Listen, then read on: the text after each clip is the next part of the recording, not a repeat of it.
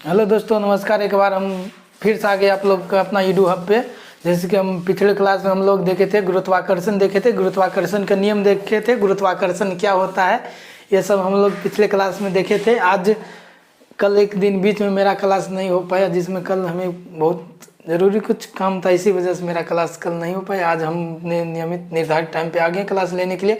कल हम लोग देखे थे गुरुत्वाकर्षण। गुरुत्वाकर्षण क्या हुआ, गुरुत्वाकर्षण का नियम किसने दिया था, ये कब होता है, कहाँ लागू होता है, कैसे लागू होता है, दो वस्तु के बीच में ये कैसे लागू होता है, उसके उसी के बात को आगे बढ़ाते हुए अब हम लेकर आगे कुछ उसका महत्वपूर्ण तथ्य था, वो हम लेकर आगे गुरुत्वाकर्षण का। सबसे पहले हम इसका फर्स्ट पॉइंट हम ये देख रहे हैं कि अगर दो अलग अलग द्रव्यमान की वस्तु को गिराया जाता है तो दोनों एक साथ गिरेगी। अलग अगर मतलब इसका मतलब ये हो गया, अगर दो अलग अलग द्रव्यमान की वस्तु के एक साथ गिराया ऊपर से जाएगा तो दोनों वस्तु एक ही साथ नीचे आएगा। और फिर सेकेंड पॉइंट, निर्वात में अलग अलग द्रव्यमान के दो वस्तु के गिराने पर दोनों एक साथ गिरेगी। मतलब निर्वात में, मतलब जहाँ पे निर्वात शून्य, वहाँ पे कुछ नहीं रहेगा। तो निर्वात में दो अलग अलग द्रव्यमान की वस्तु को एक साथ गिराने से वह दोनों पृथ्वी पर एक साथ गिरेगी। फिर तीसरा पॉइंट, हवा में अलग अलग द्रव्यमान के, मतलब हवा में अलग अलग द्रव्यमान की वस्तु के गिराने पर भारी वाली पहले गिरेगी। अगर हवा में अलग अलग द्रव्यमान के दो वस्तु गिराएंगे तो भारी वाली पहले गिरेगी और हल्की वाली बाद में गिरेगी। फिर नीचे से ऊपर फेंकने पर उच्चतम बिंदु पर वेग, मतलब नीचे से ऊपर फेंकने पर उच्चतम बिंदु पर वेग शून्य होता है। मतलब कि यहाँ ये हो गया धरती, नीचे से ऊपर फेंकने पर उच्चतम बिंदु पर वेग शून्य होता है तथा गुरुत्वीय त्वरण 10 मीटर पर सेकेंड होता है। जैसे ये मतलब ये हो गया नीचे,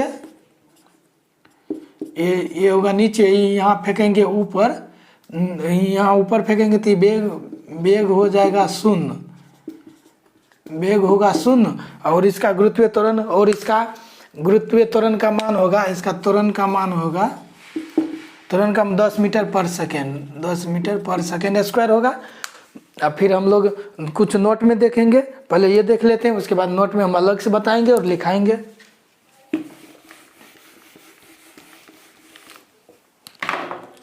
सबसे पहला पॉइंट मेरा ये होगा कि अगर दो अलग अलग द्रव्यमान की वस्तु को गिराया जाता है तो दोनों एक साथ गिरेगी।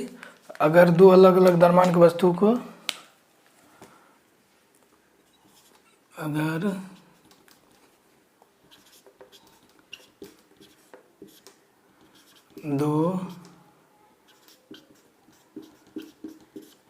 दो अलग अलग द्रव्यमान के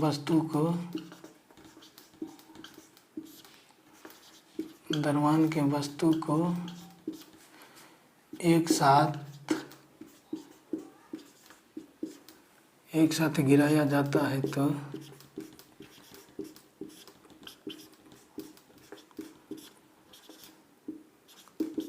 अगर दो अलग अलग द्रव्यमान की वस्तु को एक साथ गिराया जाता है तो दोनों एक साथ गिरेगी, दोनों एक साथ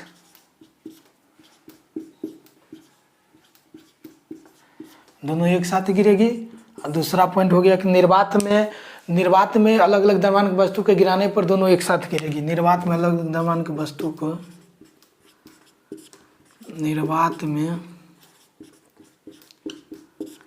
निर्वात में अलग अलग द्रव्यमान के वस्तु को गिराने से दोनों वस्तु एक साथ गिरेगी।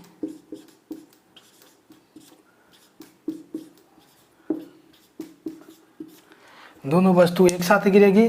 और फिर तीसरा पॉइंट हो गया कि हवा में अलग अलग द्रव्यमान की वस्तु के गिराने पर भारी वाली पहले गिरेगी। हवा में अलग अलग द्रव्यमान के वस्तु को गिराए जाने से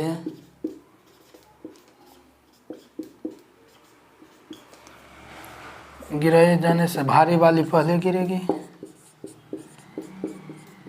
भारी वाली पहले गिरेगी। भारी वाली पहले गिरेगी। और फिर नेक्स्ट पॉइंट हो गया नीचे से ऊपर फेंकने पर उच्चतम बिंदु पर वेग। नीचे से ऊपर फेंकने पर, नीचे से ऊपर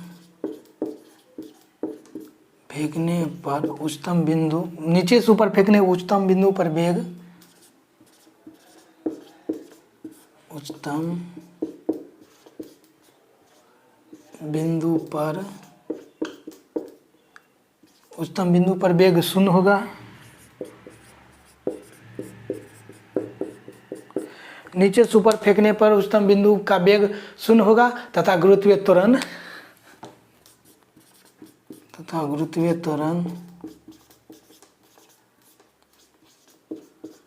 गुरुत्वीय त्वरण में 10 मीटर पर सेकेंड स्क्वायर होगा, सेकेंड स्क्वायर होगा। अब फिर हम कुछ नोट में लिखाएंगे। नोट में तब तक आप लोग इसे देखिए, एक बार देख लीजिए। नोट में फिर हम लोग नोट में ये लिखाएंगे कि पृथ्वी की सतह से ऊंचाई बढ़ने पर गुरुत्वीय त्वरण का मान घटता है और पृथ्वी की सतह से गहराई, मतलब पृथ्वी की सतह से ऊंचाई बढ़ने पर गुरुत्वीय त्वरण का मान घटेगा। और पृथ्वी की सतह से गहराई में जाने पर भी पृथ्वी त्वरण का मान घटता है। और पृथ्वी के केंद्र पर गुरुत्वीय त्वरण का मान 0 होता है। मतलब पृथ्वी के केंद्र, मान कर चलिए ये पृथ्वी के केंद्र है, तो यहाँ पर गुरुत्वीय त्वरण जी बराबर, छोटा जी बराबर गुरुत्वीय त्वरण, यहाँ गुरुत्वीय त्वरण होगा 0। अगर ये पृथ्वी के केंद्र से अगर नीचे जाएंगे तो ये भी गुरुत्वीय त्वरण का मान घटेगा, माइनस में जाएगा, घटेगा। अगर ऊपर भी जाएंगे तो पृथ्वी के त्वरण का मान घटेगा, माइनस में जाएगा। मतलब पृथ्वी के केंद्र से सतह से ऊंचाई पर जाने पर गुरुत्वीय त्वरण का मान घटेगा, नीचे जाने पर भी घटेगा, पृथ्वी के केंद्र पर 0 होगा। फिर सेकेंड पॉइंट देखेंगे कि पृथ्वी के केंद्र पर गुरुत्वीय 0 और फिर ध्रुव पर गुरुत्वीय त्वरण का मान विषुवत रेखा की तुलना में अधिक होता है। जैसे ध्रुव पर गुरुत्वीय त्वरण का मान विषुवत रेखा की तुलना में अधिक होता है। चलिए आप लोग इसे एक बार देख लिए होंगे, फिर हम नोट में कुछ लिखेंगे। चलिए मिटा दे।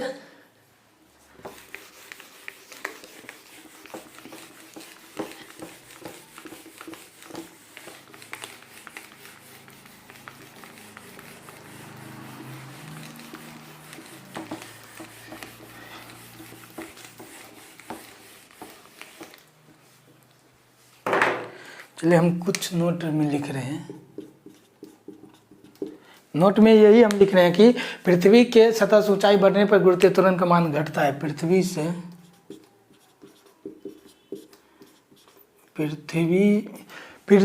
की सतह से, पृथ्वी की सतह से ऊंचाई बढ़ने से गुरुत्वीय त्वरण का मान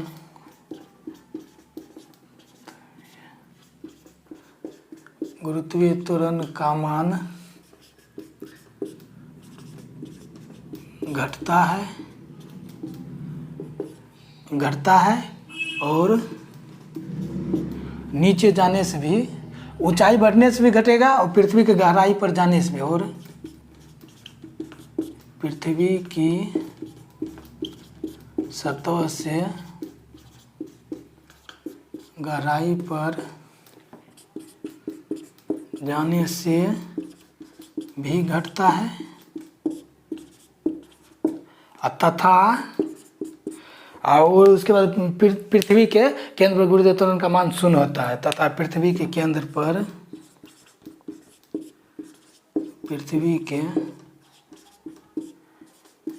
पर गुरुत्वीय त्वरण का मान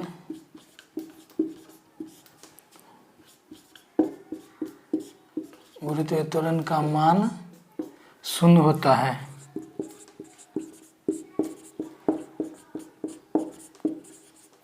गुरुत्वीय त्वरण का मान 0 होता है। फिर हम लोग एक नेक्स्ट पॉइंट देख रहे हैं नोट का ही, मतलब ध्रुव पर गुरुत्वीय त्वरण का मान विषुवत रेखा की तुलना में अधिक होता है। ध्रुव पर गुरुत्वीय त्वरण का मान, ध्रुव पर गुरुत्वीय त्वरण का मान, ध्रुव पर गुरुत्वीय त्वरण का मान विषुवत रेखा की तुलना में, विषुवत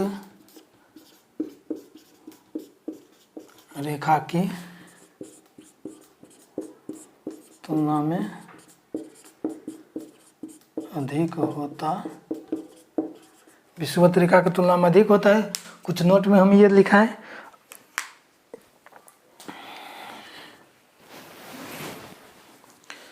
नोट में ये लिखा है, आप लोग इसे देखिए। फिर हम आगे हम लोग देखेंगे द्रव्यमान और भार में अंतर। द्रव्यमान और भार में अंतर क्या है एक बार हम बता देते हैं, फिर लिखेंगे द्रव्यमान और भार। द्रव्यमान हो गया, द्रव्यमान का मान पूरे ब्रह्मांड में कहीं नहीं बदलता है, मतलब द्रव्यमान का मान पूरे ब्रह्मांड में कहीं नहीं बदलेगा। और भार का मान अलग अलग होता है, जगह बदलने पर भार का मान बदल जाता है। द्रव्यमान का ऐसा मात्रक केजी होता है, और भार का ऐसा मात्रक केजी मीटर स्क्वायर या न्यूटन होता है। द्रव्यमान अदिश राशि है, जबकि भार सदिश राशि है। फिर इसका भी नोट देखेंगे, फिर इसका भी कुछ हम नोट देखेंगे। इसका नोट देखेंगे द्रव्यमान और भार में नोट देखेंगे कि चंद्रमा पर गुरुत्व त्वरण का मान G/6 होता है। चंद्रमा पर गुरुत्व त्वरण का मान G/6 होता है। फिर अंतरिक्ष यान के अंदर तथा निर्वात में किसी भी वस्तु का भार 0 होगा। अंतरिक्ष यान मतलब अंतरिक्ष यान में और निर्वात में किसी भी वस्तु का भार 0 होगा।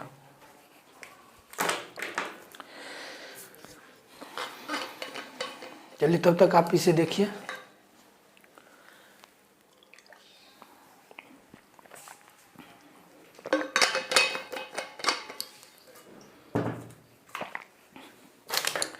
चलिए आप लोग इसे देख लिए होंगे। अब इसे हम मिटा के कुछ अब द्रव्यमान और भार में अंतर देखेंगे।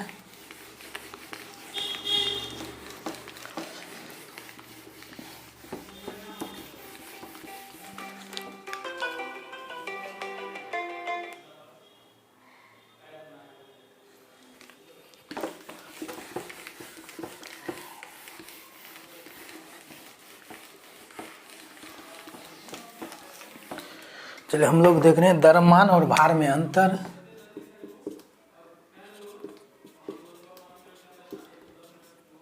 द्रव्यमान और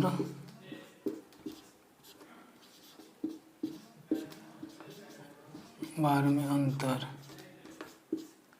एक साइड लिख देते हैं द्रव्यमान, इधर हो गया द्रव्यमान, इधर हो गया भार। द्रव्यमान और भार में अंतर, सबसे पहला अंतर ये होगा कि द्रव्यमान का मान पूरे ब्रह्मांड में कहीं नहीं बदलता है। पहला हो गया द्रव्यमान का मान,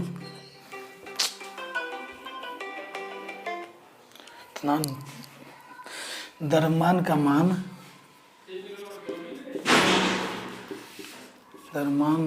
का मान पूरे ब्रह्मांड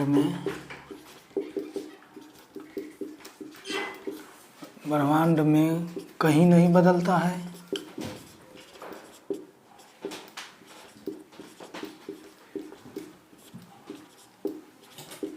द्रव्यमान का मान पूरे ब्रह्मांड में कहीं नहीं बदलता है, और भार का मान अलग अलग जगह होने पर इसका मान अलग अलग बदलता है। भार का मान अलग अलग जगह पर अलग अलग होता है। भार का मान अलग अलग जगह पर अलग अलग जगह होने से बदलता है। और फिर द्रव्यमान का ऐसा मात्रक हो गया, द्रव्यमान का ऐसा मात्रक केजी होता है, और भार का ऐसा मात्रक केजी मीटर स्क्वायर या न्यूटन होता है। द्रव्यमान का ऐसा मात्रक, द्रव्यमान का ऐसा मात्रक केजी होता, और भार का ऐसा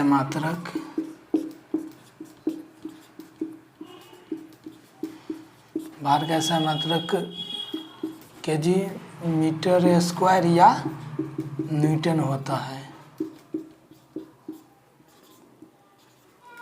और फिर ये द्रव्यमान हो गया अदिश राशि और भार हो गया सदिश राशि। द्रव्यमान ये हो गया अदिश राशि,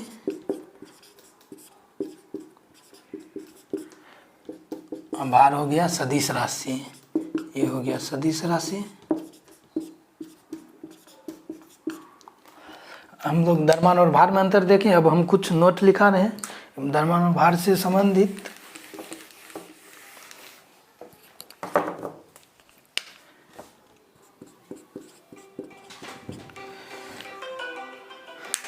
थर्ड टाइम ही फोन था। अब हम कुछ नोट लिखा रहे। पहला नोट मेरा ये होगा कि चंद्रमा पर गुरुत्वीय त्वरण का मान G/6 होता है। चंद्रमा पर गुरुत्वीय त्वरण का मान, चंद्रमा पर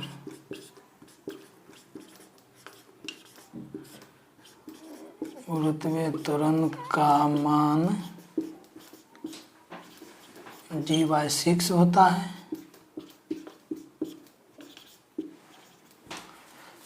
पहला ये हो गया, चंद्रमा पर गुरुत्वीय त्वरण का मान G/6 होता है। और सेकेंड, अंतरिक्ष यान के अंदर तथा निर्वात में, अंतरिक्ष यान के अंदर तथा निर्वात में, अंतरिक्ष यान के अंदर तथा निर्वात में, अंतरिक्ष यान के अंदर तथा निर्वात में किसी भी वस्तु का भार शून्य होता है। अंतरिक्ष यान के अंदर तथा निर्वात में किसी वस्तु का भार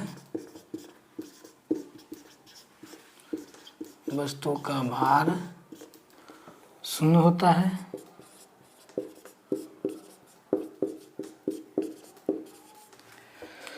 नोट में देखें कि चंद्रमा पर गुरुत्वीय त्वरण का मान G/6 होता है। अंतरिक्ष यान के अंदर मतलब अंतरिक्ष यान के अंदर निर्वात में किसी भी वस्तु का भार शून्य होता है।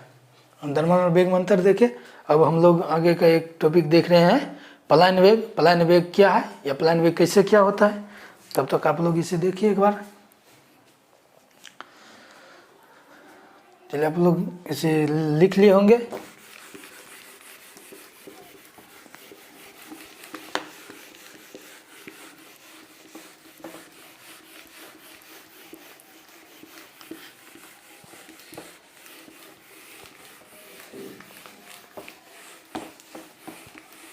अब हम देख रहे हैं पलायन वेग। पलायन वेग क्या होता है? पलायन वेग वह वेग है जिससे किसी वस्तु को फेंकने पर वह वस्तु वापस नहीं आता। जैसे पलायन वेग, जैसे ये पलायन वेग ये हो गया, जैसे इस वस्तु को अगर हम पलायन वेग के हिसाब से अगर हम फेंक देंगे तो वस्तु हमारे पास फिर दोबारा वापस नहीं होगा। इसे हम पलायन वेग कहते हैं। पलायन वेग का अगर 11.2 किलोमीटर के 11.2 किलोमीटर पर सेकेंड के हिसाब से अगर कोई भी वस्तु को अगर फेंकेंगे उतना के स्पीड से, वो वस्तु हमारे पास वापस नहीं आएगा। वही हुआ पलायन वेग। सभी का पलायन वेग सब जगह के लिए पलायन वेग का मान चंद्रमा का अलग है, पृथ्वी का अलग है, सूर्य का, सभी का पलायन वेग का मान अलग अलग। हम लोग बारी बारी से सबको देखेंगे। पहले हम लोग देख रहे हैं पलायन वेग। पलायन वेग क्या है?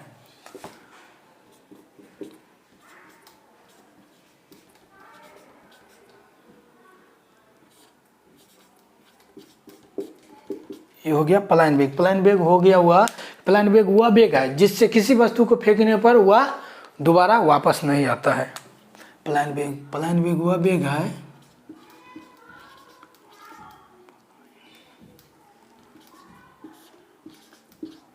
पलायन वेग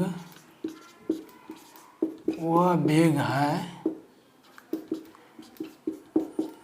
जिससे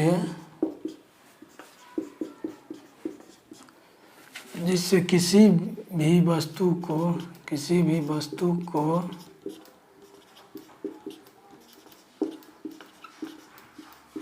फेंकने से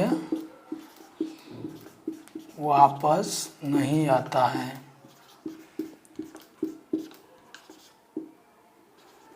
पलायन वेग वह वेग है जिससे किसी भी वस्तु को फेंकने से वापस नहीं आता, जिसे हम पलायन वेग कहते हैं। पृथ्वी पर पलायन वेग का मान 11.2 किलोमीटर पर सेकेंड होता है। पृथ्वी पर पलायन वेग का मान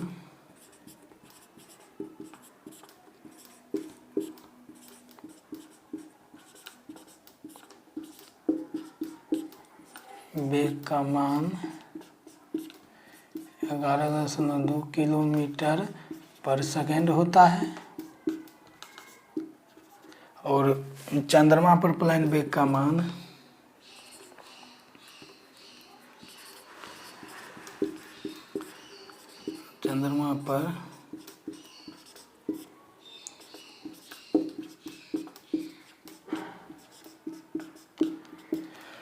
चंद्रमा पर पलायन वेग का मान हो जाएगा 2.35 किलोमीटर पर सेकेंड। और सूर्य पर पलायन वेग का मान हो जाएगा 4.2। चंद्रमा पर प्लान वेग का मान 2.35 किलोमीटर पर सेकेंड, 2.35 किलोमीटर पर सेकेंड। और सूर्य पर प्लान वेग का मान सूर्य पर प्लान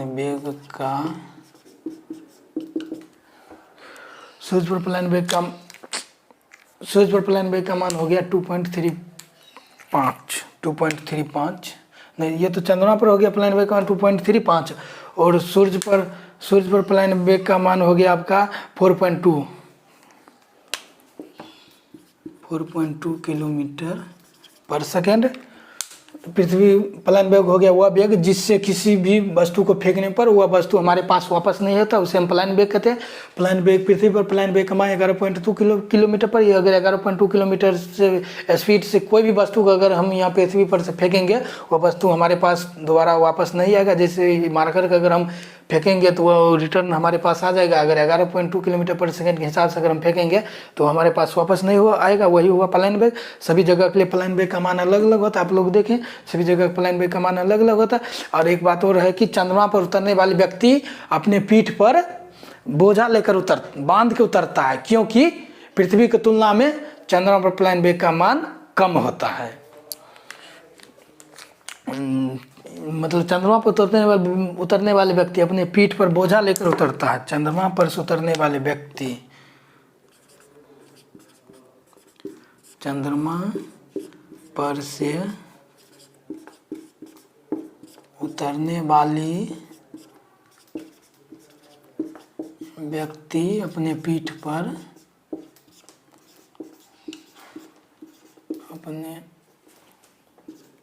पर बोझा लेकर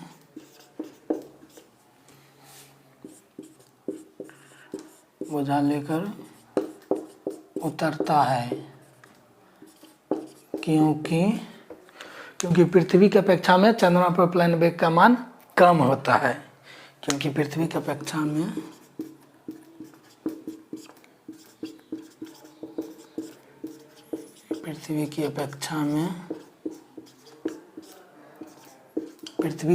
में चंद्रमा पर प्लान वेग का मान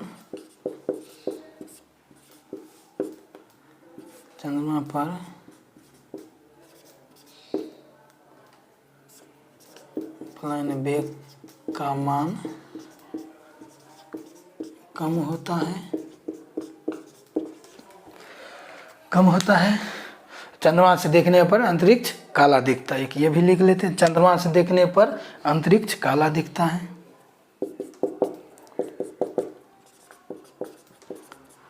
चंद्रमा से देखने पर अंतरिक्ष काला दिखता है।